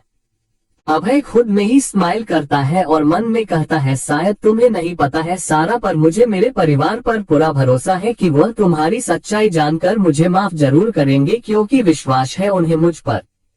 शाम के 4 बजे अभय अपने घर वापस जाता है तो उसके घर बहुत भीड़ थी। वह घर के दरवाजे तक पहुंचता है कि उसकी नजर सामने अपने दादी जी की माला चढ़ाई फोटो पर पड़ती है। उसे देखकर तो जैसे उसके पैरों तले जमीन ही खिसक गई थी। वह अंदर आने ही वाला होता है कि उसके कानों में अपने पिता की आवाज पड़ती है। अभय वही रुक जाता है। विजय उसके पास जाते हैं और अभय का कॉलर पकड़कर कहते हैं, तुम्हारी वजह से हुआ है ये सब, सिर्फ तुम्हारी वजह से हमसे हमारे पापा छिन गए और तुम यहाँ वापस आए हो। क्यों आए हो हमारे घर में वापस? हमारे बाबा को तो मार दिया ना, अब क्या चाहिए? चले जाओ यहाँ से, एक खूनी के लिए यहाँ कोई जगह नहीं है। विजय उसे धक्के मारने लगते हैं। अभय उनसे रोते हुए कहता है, बाबा मैं आपका बेटा हूँ। मैं चुप, एकदम चुप, कोई बेटे नहीं हो तुम हमारे, तुम सिर्फ एक खूनी हो, खूनी जिसने अपने ही दादाजी को मार दिया। कैसे कर सकते हो तुम ऐसा? मार दिया तुमने उन्हें? प्यार करते थे वह तुमसे, उनके लिए ही रुक जाते पर तुम नहीं रुके और अब हम तुम्हें यहाँ नहीं रहने देंगे।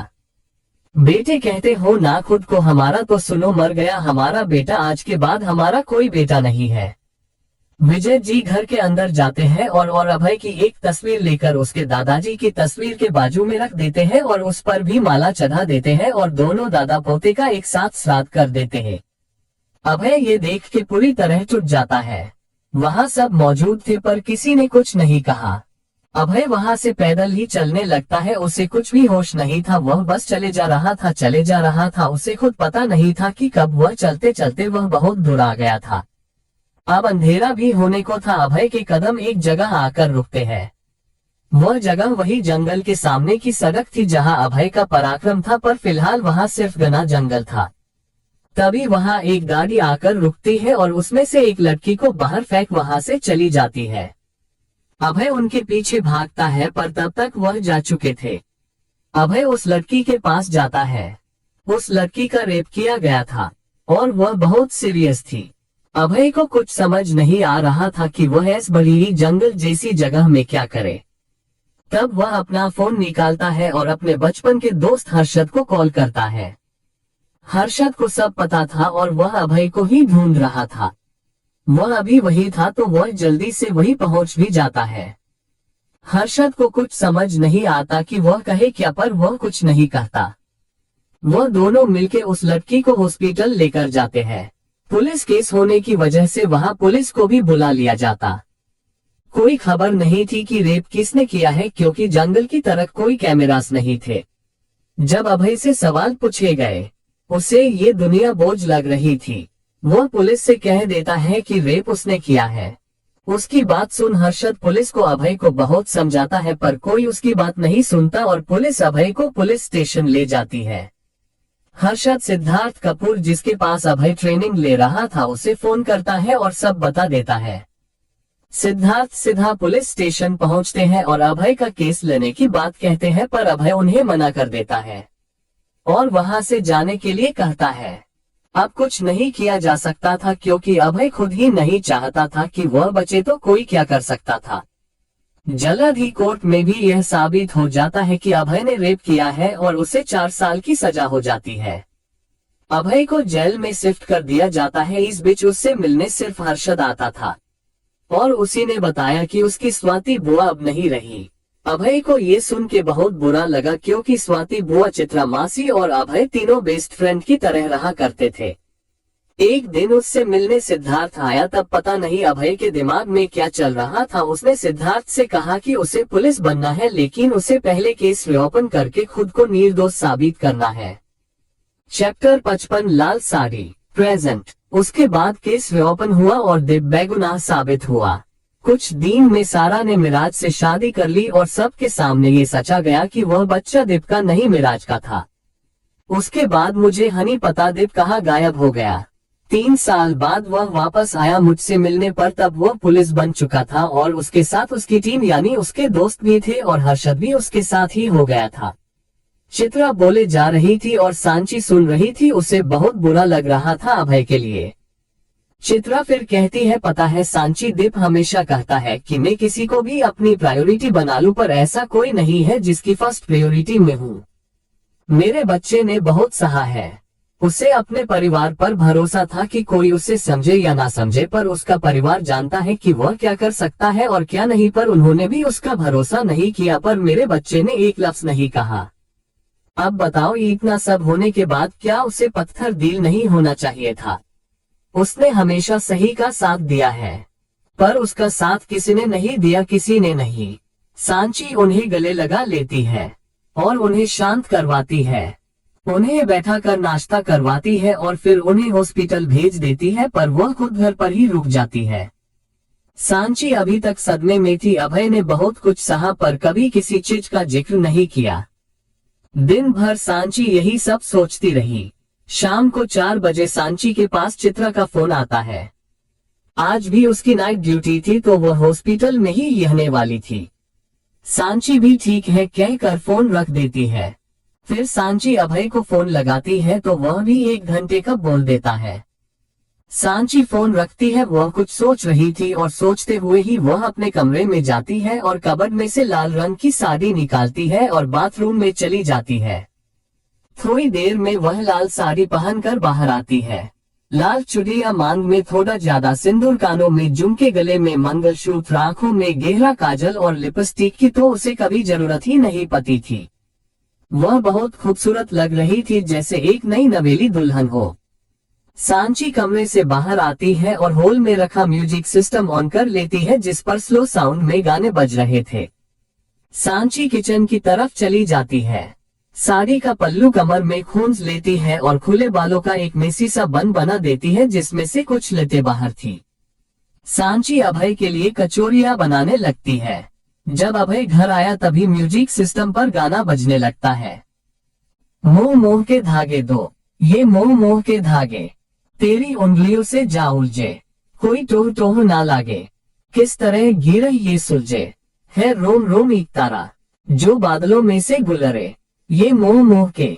सांची उस वक्त किचन में थी। अभय को खुशबू आ रही थी। वह मुस्कुराता है और आंखें बंद करके कहता है कचौरिया। अभय सीधा किचन में चला जाता है, पर इस बार उसकी नजर कचौरियों पर नहीं, सांची पर रुकती है। उसने डीप नेक ब्लाउज पहना था जो बैकलेस था और सिर्फ एक हुक और एक डोरी थी। अभय उसके पीछे जाकर खड़ा हो जाता है, पर सांची इन सब से बेखबर अपने ही धुन में थी। अभय उसके बाल खोल देता है। सांची एकदम से चौंक जाती है। तभी सांची को अपनी कमर पर हाथ महसूस होता। वह समझ जाती है कि यह अभय ही है। सांची पलटकर उसे देखना चाहती थी, पर डर रही थी कि कहीं अभय को देखते ही रो पड़ेगी। सांची ऐसे ही खड़ी रहती है। अभय उसे अपने एकदम करीब कर लेता है और उसके बाल एक साइड कर उसकी गर्दन पर किस करने लगता है। तू होगा जरा पागल, तूने मुझको है चुना, कैसे तूने अनकहा सब सुना, तू होगा जरा, तू दिन सा है मैं रात, आना दोनों मिल जाए शामों की तरह, ये मोह मोह के। सांची की धकने बती जा रही थी और अभय की पकड़ उसके कमर पर कसती जा रही थी। सांची को लगा जैसे वह खुद पिघलती जा रही है और अभय को नहीं रोक पाएगी। वह गैस ऑफ कर देती है और ऐसे ही अभय झट से उसे अपनी ओर मोड़ लेता है। उसका वह खूबसूरत चेहरा, ऊपर से वह मासूमियत जो उसे और खूबसूरत बना रही थी। अभय धीरे से उसकी पलकों को चूम लेता है, फिर उसके माथे को और फिर दोनों गालों को चूम लेता है और जैसे ही उसके होंठों को चूमने ही वाला होता है कि सांची अपना चेहरा दूसरी ओर घुमा लेती है। अभय अपने हाथ से उसके जब्बे पर पकड़ बनाता है और उसे अपनी तरफ करता है। आज सांची के चेहरे पर कोई डर नहीं था, कुछ था तो सिर्फ हया थी। सांची की नजरें झुकी हुई थी। अभय उसके होंठों पर अपने होंठ रख देता है और उसे किस करने लगता है। सांची अपने हाथ अभय की गर्दन पर रख देती है। ये पहली बार था जब सांची ने खुद से कुछ किया हो। अभय उससे अलग होता है और उसके हाथों को देखता है और उन्हें अपने हाथ में लेकर चूम लेता है। अभय उसे गोद में उठाकर कमरे में ले जाता है और उसे बेड पर लेटा देता है। अभी तक शाम के 6 बजे ही बज रहे थे, पर फीरती रूम में काफी अंधेरा था। क्रमशः चैप्टर 56 मेरा आराम तो तुम ही हो। हॉस्पिटल में चित्रा अपने केबिन में बैठी आज उसके और सांची के बीच की बातों के बारे में सोच रही थी। वह खुद से ही कहती है, माफ कर देना मुझे सांची, पर क्या करूं, अगर तुम्हें अभय की पूरी सच्चाई बता देती तो शायद तुम टूट ही जाती, क्योंकि उस सच्चाई में तुम्हारी सच्चाई भी तो है। कैसे तुम्हें कहती कि ये सब तुम्हारे बाप का किया धरा है, कैसे कहती कि तुम्हारी माँ को खुद तुम्हारे बाप ने मारा है, कैसे कहती कि तुम्हारी माँ। इतना कहते कहते चित्रा रुक जाती है और अपना सिर सित से टिका लेती है। अभय के घर अभय सांची को किस करने ही वाला होता है कि सांची की नजर अभय की चोट पर पड़ती है। वह उसे रोकते हुए धीमी आवाज में कहती है, अभय तुम्हें आराम करना चाहिए। इतना कहकर सांची जैसे ही जाने लगती है कि अभय उसे फिर से लेटा देता है और उसके बेहद करीब जाकर कहता है, मेरा आराम तो तुम ही हो, अगर तुम चली गई तो मैं आराम कैसे करूँगा। अभय उसके पूरे चेहरे को चूमने लगता है। कमरे की लाइट्स अब भी ऑफ थी। सांची भी ये बात अच्छे से समझ चुकी थी कि जो अभय चाहता है वह करके ही रहता है। वह उसे नहीं रोक सकती, तो अब वह उसका साथ देने के अलावा कर भी क्या सकती थी। अभय दोनों को ब्लैंकेट से कवर कर देता है। सुबह के 7 बजे जब सांची की नींद खुली तो वह अभय की बाहों में थी। अभय अब भी सो रहा था। उसने अब भी सांची को अपने बहुत करीब कर रखा था। सांची अपना चेहरा ऊपर करके उसे देखती है। वह सोते हुए काफी प्यारा लग रहा था। सांची उसके सिर पर उस टैटू को देखती है जो चोट की वजह से आधा ही दिख रहा था। सांची उस टैटू पर किस कर लेती है। फिर अभय के चेहरे को देखती है। अभय की आंखें अब भी बंद थी। सांची धीरे से उसके हाथ अपने ऊपर से हटाती है और धीरे से अभय के होंठों पर किस करके वहां से उठ जाती है। जैसे ही सांची जाने लगती है कि अभय पकड़कर उसे वापस लेटा देता है और आंखें बंद किए ही कहता है, इतने से मेरे क्या होगा भला। सांची उसकी बात सुन हैरानी से कहती है, आप जाग रहे हैं।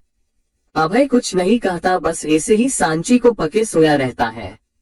सांची अभय से कहती है, अभय अब तुम्हें आराम करना चाहिए, मुझे नीचे जाना है और वैसे भी मुझे भूख लगी है, रात को भी कुछ नहीं खाने दिया। सांची की बात सुन अभय उसे छोड़ देता है और उससे बच्चों की तरह कहता है, मैं तो खुद ही कहीं नहीं जा रहा, और अपने ऊपर फिर से ब्लैंकेट डालकर सो जाता है। सांची उसे ऐसे देख मुस्कुराती है और फिर बाथरूम में चली जाती है। कुछ देर में वह एक पिंक कलर का चूड़ीदार सूट पहनकर बाहर आती है। उसके बाल गीले थे। वह अभय की तरफ देखती है तो वह अब भी सो रहा था। उसे थोड़ा अजीब लगता है क्योंकि उसने खुद से लेट अभय को सोते हुए कभी नहीं देखा था। पर वह कुछ नहीं कहती और सीधे नीचे चली आती है। अब सांची सोच रही थी कि अभय कल उसे काम करते करते ले गया था तो क्या किचन की हालत अब भी वही होगी। पर जब वह किचन में गई तो वह हैरान थी। किचन एकदम साफ सुथरा था। सांची सोच रही थी कि ये किसने किया कि तभी वहां घिरू आता है और सब्जियां रखता है। सांची समझ जाती है कि ये सब उसने ही किया है। वह उसे थैंक यू कहती है और नाश्ता रेडी करने लगती है, तभी वहां चित्रा भी आ जाती है। सांची चित्रा को देखकर उसे नाश्ता करने के लिए कहती है। चित्रा को भी भूख लगी थी तो वह भी नाश्ते के लिए बैठ जाती है। चित्रा किचन में सांची को देखकर कहती है, क्या बात है सांची, आज तुम नाश्ता बना रही हो, हमारे शेफ साहब कहाँ गए। सांची हंसते हुए कहती है, जी वो सो रहे हैं। चित्रा उसकी बात सुन हैरानी से कहती है, सो रहा है अब तक, पर उसे तो सुबह 4 बजे उठने की आदत है, तो आज इतनी देर तक कैसे। सांची नाश्ता डाइनिंग टेबल पर लाते हुए कहती है, जी मैंने ही उन्हें कहा था आराम करने के लिए, और इतने में सांची के सिर पर हल्के से चपट लगती है। जब वह पीछे देखती है तो वहां अभय था। सांची एक पल के लिए उसे देखती ही रह जाती है। उसने आज रेड कलर की ब्लैक पाइपिंग वाली शर्ट और ब्लैक जींस पहनी थी जिसमें वह बवाल लग रहा था। उन दोनों को ऐसे देखकर चित्रा अपना गला साफ करती है तो दोनों ही होश में आते हैं। चित्रा अभय से पूछती है, दीप आज कहाँ बिजली गिराने का इरादा है, कहीं जा रहे हो क्या। नहीं, अभय के कुछ कहने से पहले ही सांची बोल जाती है। चित्रा और अभय दोनों उसकी तरफ देखते हैं तो सांची अपनी बात सुधारते हुए कहती है, मेरा मतलब है आज ये कहीं नहीं जाएंगे, सिर्फ घर रहेंगे और आराम करेंगे। चित्रा भी उसकी हाँ में हाँ मिलाती है और फिर अभय भी एक चेयर खींचकर उस पर बैठ जाता है। वह नाश्ता को देखता है। वह कुछ बोलने को हुआ कि सांची उसके मुंह में खाना भर देती है। अभय उसे घूर के देखता है। चित्रा उन दोनों को ऐसे देख हंसने लगती है और मन में प्रे करती है कि ये दोनों हमेशा ऐसे ही खुश रहें। चैप्टर 57 वो जानती है। अभय के घर तीनों बैठकर नाश्ता करते हैं। फिर चित्रा सांची से कहती है कि वह कॉलेज चली जाए, दीप के साथ वह है। सांची को भी उसकी बात सही लगी और अभय ने भी कहा था कि वह आज कहीं नहीं जा रहा है तो वह बेफिक्र थी। सांची अपने कॉलेज के लिए निकल जाती है और अभय और चित्रा वही सोफे पर बैठे एक दूसरे से बात करने लगते हैं। चित्रा अभय से पूछती है, तो कैसी चल रही है शादीशुदा जिंदगी। अभय भी समझ जाता है कि चित्रा उसकी टांग खींच रही है तो वह भी उसी अंदाज में कहता है, अब क्या बताऊं मासी, मेरी बीवी के दिल में मेरा डर ही नहीं रहा। पहले जब भी मैं उसे देखता था तो वह मुझसे नजरें चुराती थी, पर अब मेरे मुंह में खाना ठुसती है। अभय की बात सुन दोनों ही हंसने लगते हैं। चित्रा खुद को नॉर्मल करते हुए गंभीरता से कहती है, शायद क्योंकि अब उसे पता है कि तुम क्या हो। अभय उनकी तरफ सवालिया नजरों से देखता है तो चित्रा हाँ में सिर हिला देती है। इधर जब सांची कॉलेज पहुंची और सीधा अपनी फ्रेंड के पास चली जाती है और तीनों बातें करने लगती है। निशा उससे बताती है कि कॉलेज में 6 महीने के लिए एक और डॉक्टर आ रहे हैं जो ऑक्सीजन है और हमें पाएंगे भी। उसकी बात सुन सब खुश हो जाते हैं कि उन्हें नए डॉक्टर के पास पढ़ने का मौका मिलेगा और वह बहुत कुछ जान भी सकते थे उनसे। ऐसे ही चारों बातें कर रही थी और फर्स्ट लेक्चर की घंटी बजती है और तीनों क्लास की ओर बढ़ जाती है। क्लास में जाने के बाद वहां प्रिंसिपल सर आते हैं और स्टूडेंट से कहते हैं कि आज से उनकी फर्स्ट क्लास नए प्रोफेसर लेंगे और वह थोड़ी देर में आने वाले हैं। इतना कह के वह वहां से चले जाते हैं। थोड़ी देर बाद वहां एक आदमी आता है, शायद नए प्रोफेसर हो। ये सोचकर सब खुश हो जाते हैं, पर सांची उसके तो जैसे होश ही उड़ गए थे। उसे समझ में नहीं आ रहा था कि यही इंसान यहाँ कैसे। अभय अपने गुस्से को कंट्रोल करते हुए चित्रा से कहता है, इसका मतलब उसे सब पता है। मतलब मैं जिसे प्यार समझ रहा था वह प्यार नहीं था, वह तो उसकी सिंपैथी थी मेरे लिए। मुझ पे तरस खा के वह मेरे साथ रह रही है। नहीं दीप, ऐसा कुछ नहीं है। वह तुमसे सच में प्यार करती है और मैंने देखा है। वह तुम्हारे साथ तरस खाकर नहीं रह रही है। अरे उसे तो पता तक नहीं था कि तुम हो कौन, और ना ही उसे इस बात से लेना देना है। वह तो सिर्फ अभय से प्यार करती है, सिर्फ अभय से। उसे तो ये बात तब भी पता नहीं थी जब तुम और वह एक हुए थे। चित्रा जल्दी जल्दी अभय से ये सब कहती है। अभय उसकी बात सुन उसकी तरफ हैरानी से देखता है तो चित्रा फिर कहती है, हाँ दीप, उसने तुम्हें एक गुंडे के रूप में भी प्यार किया है। वह तो आई थी मेरे पास तुम्हारी तकलीफों की वजह जानने। दीप, उसने आकर मुझसे कहा कि उसने तुम्हें तड़पते देखा है, तुम्हें दर्द में तकलीफ में देखा है, तुम्हें अपने सपनों से डरते देखा है। और वह जानना चाहती थी दीप की क्या है जो तुम्हें दिन को चैन नहीं लेने देता, क्या है जो तुम्हें रात को सोने के बाद भी डराता है।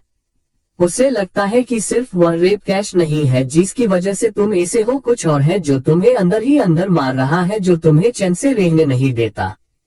अब तुम ही बताओ दीप, क्या मैंने उससे कुछ भी बता के गलत किया है? और एक बात, वह पहले से तुमसे प्यार करती है। हाँ, ये हो सकता है कि उसका प्यार तुम्हारी सच्चाई जानने के बाद और बढ़ गया है, पर यह नहीं कि वह तुम पर तरस खा रही है या तुमसे सिंपैथी है। अभय शांति से उनकी बातें सुन रहा था। वह चित्रा की तरफ देखकर कहता है, तब तो उसे ये भी पता होगा कि वह कौन है। चित्रा उसे आराम से जवाब देती है, नहीं दीप, मैंने उसे तुम्हारी तकलीफ बताई है, उसकी सच्चाई नहीं। और वैसे भी मैं यही चाहूंगी कि सांची को उसकी सच्चाई तुम खुद बताओ। अभय कुछ सोचता है और अभी नहीं कहकर कमरे में चला जाता है। चित्रा बस उसे जाता देखती है और मन ही मन प्रार्थना करती है कि सब ठीक हो जाए। इधर कॉलेज में वह आदमी क्लास के अंदर आकर कहता है, hello guys, I am Miraj Khurana. आपके कॉलेज में मैं 6 महीने रहूंगा और आपको पाऊंगा। आशा है कि आप सबको इससे कोई तकलीफ नहीं होगी। सब एक साथ नो सर कहते हैं। मिराज फिर कहता है, ठीक है, तो आज मैं सिर्फ तुम लोग के बारे में जानना चाहूंगा और पाए हम कल से करेंगे। तो सब एक एक करके अपना नाम और आप कहाँ से है ये बताइए। सारे स्टूडेंट एक एक करके अपने अपने बारे में बताने लगते हैं। लगभग 20 स्टूडेंट के बाद सांची का नंबर आता है। वह गुस्से से मिराज की तरफ देखती है और कहती, मेरा नाम सांची अभय शेखावत और मुंबई से हूँ। सांची जैसे ही बैठने वाली होती है कि मिराज सोचने का नाटक करते हुए कहता है, अभय शेखावत वो रेपिस्ट। सांची उसकी बात सुनकर उसी के लहजे में कहती है, नहीं सर, वो नया डीसीपी अभय शेखावत। सांची ने ये बात काफी गर्व से कही और नीचे बैठ गई। मिराज को उससे बहुत गुस्सा आ रहा था, पर बेचारा करता क्या, कुछ कह भी नहीं सकता था तो चुप ही रहा। एक एक करके सबने अपना इंट्रोडक्शन दिया और थोड़ी देर में क्लास भी खत्म हो गई। सब अपनी जगह बैठे रहे, पर सांची सबसे पहले वहां से निकल गई। सब उसे हैरानी से देख रहे थे। मिराज भी उसके पीछे निकल जाता है। जब वह बाहर आया तो सांची उसे बाहर की तरफ जाती दिखी। मिराज भागकर सांची के पास जाते हैं और कहता है, मिसेज शेखावत, इतनी भी क्या जल्दी है, रुकिए तो। सांची उसकी आवाज सुन रुक जाती है और बिना पीछे पलटे कहती है, क्या हुआ सर, एक और बोतल सिर पर फुटवानी है क्या जो मेरे पास आए हो? बहुत अकल है ना तुम, मैं सारी निकाल लूंगा एक दिन, मिराज गुस्से से कहता है। तो सांची उसकी तरफ मुड़कर कहती है, मेरे पति अकेले थे और तुम 6 साल से उनके पीछे पड़े थे। जब 6 सालों में उनका कुछ नहीं बिगा पाए तो मेरा क्या खाक कुछ बिगाड़ोगे? और एक बात, मुझे अकेली समझने की भूल मत करना मिराज खुराना, वह मेरे पास हो या ना हो पर मेरे साथ हमेशा है। इतना कहकर सांची वहां से बाहर चली जाती है और टैक्सी लेकर सीधे घर चली जाती है। चैप्टर 58 में तो तुम्हारी दीवानी हूँ। अभय के घर। जब सांची घर आई तब चित्रा अपने रूम में थी। सांची सीधा अपने रूम में चली जाती है। रूम में कोई नहीं था। सांची अपना बैग और फोन वहां रखकर सीधा बाथरूम में चली जाती है। तभी अभय भी बालकनी से अंदर रूम में आता है। वह बालकनी में लगे झूले पर बैठा था। जब उसे लगा कि रूम में कोई है तो वह अंदर चला आया, पर अब रूम में कोई नहीं था। अभय की नजर सांची के बैग और फोन पर जाती है। वो खुद से ही कहता है सांची वापस आ गई, पर इतनी जल्दी कैसे। इतने में सांची का फोन बजता है। अभय फोन हाथ में लेकर देखता है। फोन सोना का था, यानी सोनम। पहले तो अभय नहीं उठाता है, पर फिर ये सोचकर कि कोई जरूरी काम होगा वह फोन उठा लेता है। इससे पहले कि अभय कुछ बोलता सामने से सोनम बोलने लगती है, सांची कहाँ चली गई तू, और अचानक क्या हुआ तू तो इतनी खुश थी नए प्रोफेसर से मिलने के लिए, फिर मिराज सर को देखते ही तेरे चेहरे के भाव क्यों बदल गए और तू चली क्यों गई वहां से। देख नेक्स्ट क्लास की बेल बज गई है तो मैं चलती हूँ, तू मुझे बाद में फोन करना, ओके। फोन कट होने के बाद अभय खुद से कहता है मिराज वहाँ क्या कर रहा है, फिर जल्दी से फोन निकाल के हर्षद को कॉल करता है। पहली रिंग में ही हर्षद कॉल उठा लेता है। अभय उससे कहता है पता कर मिराज कहाँ है और क्यों है। हर्षद ओके कहकर कॉल कट कर देता है। कुछ देर बाद जब सांची बाथरूम से बाहर आई तो अभय सोफे पर सर टिकाए बैठा था। उसकी आंखें बंद थी और वह अपने एक हाथ से अपना सिर सहला रहा था। सांची उसे ऐसे देख सोफे के पीछे चली जाती है और हल्के हाथ से उसके सिर को दबाने लगती है। सांची की छुअन पाते ही अभय अपनी आंखें खोल देता है। अभय ने मुस्कुराकर कहा परेशान खुद हो और सिर मेरा दबा रही हो। सांची उसकी बात समझ नहीं पाती। अभय उसका हाथ पकड़कर उसे आगे लाता है और खींचकर उसे अपने करीब कर लेता है। सांची सीधा उसकी गोद में बैठ जाती है। ये सब इतनी जल्दी हुआ कि सांची को मौका ही नहीं मिला कुछ करने का। वह बस अभय को हैरानी से देख रही थी। अभय उसके चेहरे पर आए बालों को उसके कान के पीछे करता है और प्यार से कहता है एक सवाल पूछूं। सांची उसकी बस एक छुअन से ही सिर उठी। उसने आंखें बंद किए। बस हम कहा, क्या तुम मुझसे प्यार करती हो। अभय की इस अचानक पूछे सवाल को सुन सांची एकदम से अपनी आंखें